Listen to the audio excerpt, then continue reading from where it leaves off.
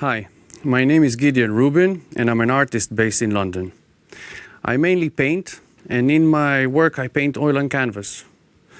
I'm also an obsessive collector. I love old photographs.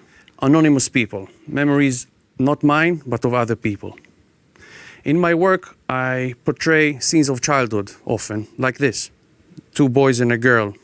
I'm interested in how I devise the canvas, in the parts. I love the brush strokes, I love the tones. I love how fields of color touch each other. I find that in this point, my work gets to a position between abstract and figure painting. I chose Red Rose from 2006. It's another painting. I'm probably mostly well known for erasing things in my work. And in this work, obviously, I'm erasing the facial features and the background and other details.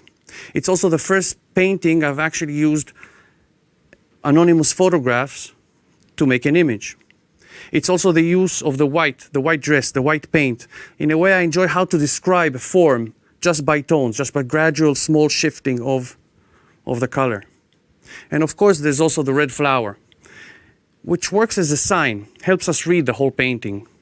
So what we have left at the end is all these things, the brush strokes, the red flower, the tonal white dress. And all these tell the story of this painting as much as the girl itself, as much the identity of the girl itself. Looking at more recent work, I've chosen Boy in a Boat. I like this work because we don't know what's going on. There's so many questions that arise when we look at this. Is the boy in trouble? Is he coming or going? It's a narrative of loneliness within childhood that we all know, that we all remember.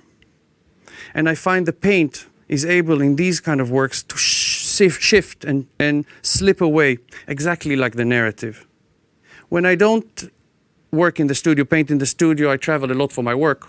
And when I do, I like to look for magazines, old 1950s, 1960s magazines, just like this, which I found in Tel Aviv when I was working in a residency a couple of years ago. So I took this gossip magazines from the 1950s and superimposed it with a model, contemporary image of a model now. Well, if I had to come to Paris and to work in Paris, I would probably choose a similar magazine, perhaps a Cine magazine or Paris Match from the 1950s, and would work it in a similar way. And I can show you.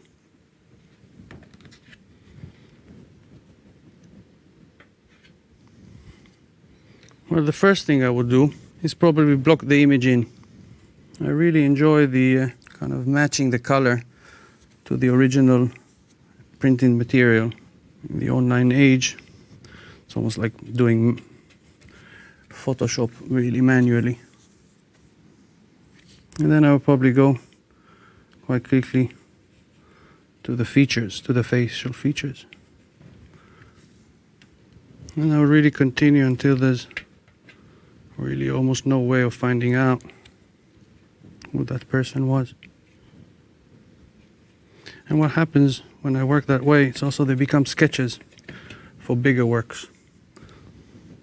I find that when I block and erase and work in such a way, and it helps create a distance between myself and the work, allowing a lot more interpretations, a lot more stories to resurface. I guess sometimes doing is undoing, and sometimes undoing and doing.